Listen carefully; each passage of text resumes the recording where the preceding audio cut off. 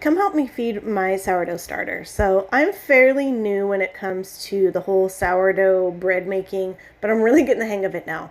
So you have to have a kitchen scale, can't stress that enough. You're going to want to set that to grams, and you're going to want to put your empty jar on your scale. You're going to hit the tare button, and that's going to take away the weight of the jar. So that way it's just measuring the amount of grams that you're putting in your jar there. So I'm going to take some of my starter out from my other jar.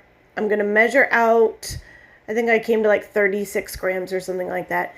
The key thing is you want to make sure that it's even amounts of starter, water, and flour, and that's what you have to remember. So whether you put 20 grams in to start with or 50, whatever the amount is, you want to do equal parts, okay? So now that I have my starter in there, I'm going to hit tare again.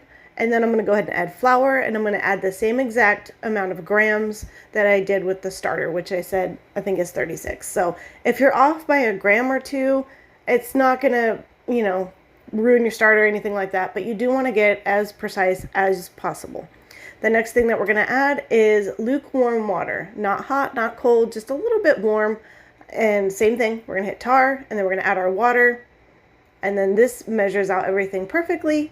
Once we get this in the jar, we're going to go ahead and take it off. We're going to stir it until it's really well combined, and then I'm going to put my little cheesecloth back on it.